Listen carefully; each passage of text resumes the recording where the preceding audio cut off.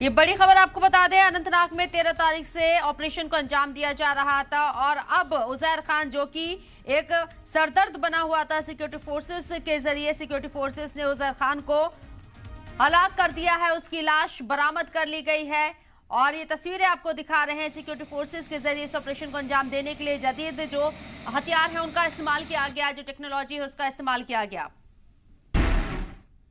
अफसर in command के साथ राजीव घाई के साथ यहाँ गडोल में, और जब वो वापस लौट रहे थे उन्होंने मीडिया कर्मियों से बात करते हुए हमें ये जानकारी दी है कि उजैर खान लश्कर का जो मिलिटेंट था वो इस एनकाउंटर में मारा गया है। उन्होंने इसकी पुष्टि की है और साथ ही उन्होंने कहा कि एक और मिलिटेंट की बॉडी भी स्पॉट हुई है जिसको रिट्रीव करने के लिए सर्च ऑपरेशन अभी कंटिन्यू रहेगा।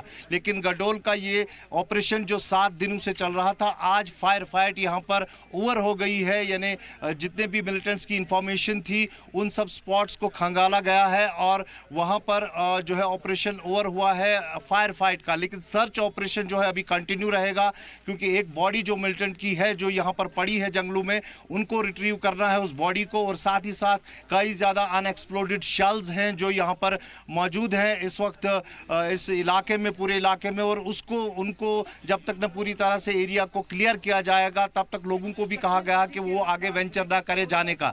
और साथ ही साथ ये बड़ी सफलता है क्योंकि पहले दिन ही एडीजीपी विजय कुमार ने यह स्पष्ट किया था कि उजैर खान इस हमले के पीछे है और पहले दिन से ही 7 दिन पहले से ही लगातार उसकी तलाश इन जंगलों में चल रही थी और आज इसमें सफलता मिली है। कल जो चार्ट बॉडी मिली थी, जला हुआ शव मिला था, उसकी आइडेंटिफिकेशन सुरक्षा बलों के मुताबिक उजैर खान के तौर पर हुई है और उसको बताया जा रहा है कि एडीजीपी के मुताबिक उसको मार गिराया गया है। और उजैर खान इस इलाके में काफ़ी समय से सक्रिय था और ये बताया जा रहा है कि फॉरेन मिलिटेंट्स के साथ वो ग्रुप में रहता था और यहाँ पे एक लोकल गाइड का काम करता था और उसी के चलते यहाँ पर जो हमला हुआ है उसमें उसका हाथ बताया जा रहा है। और आज एडीजीपी कश्मीर विजय कुमार ने ये पुष्टि की है कि उसको मार गिराया गया है और साथ ही एक और मिलिटेंट जो है यहाँ पर अभी उसकी बॉडी है उसको रिट्रीव कर रहा है, वो भी उसको भी देखा गया है इस इलाके में।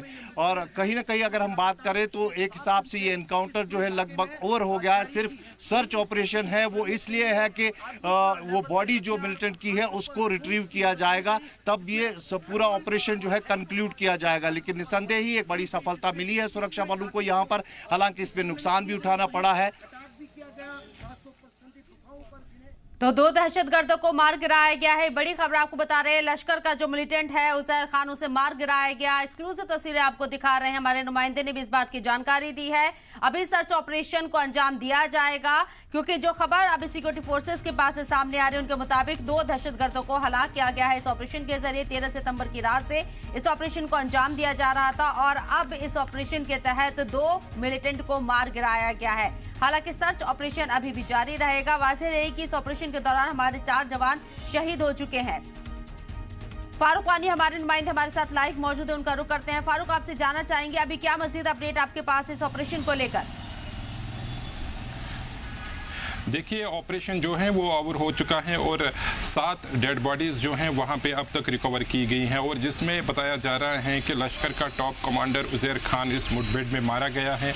लगातार जिस तरीके से हमने देखा 7 दिनों तक ये ऑपरेशन चला और इसमें कई सारी कठिनाइयाँ जम्मू कश्मीर पुलिस और सुरक्षा बलों को आ रही थी। हाई एल्टीट्यूड एरिया था, डेंसली फॉरेस्ट एरिया था, जिसकी वजह से जो सुरक्षा बल हैं उनको काफ़ी सारी दिक्कतों का सामना करना पड़ा। लेकिन आखिरकार ड्रोन, आधुनिक हथियार, कमांड कंट्रोल व्हीकल, हेक्सोकॉप्टर, कोडकॉप्टर की मदद से इस ऑपरेशन को अंजाम तक पहुंचाया गया।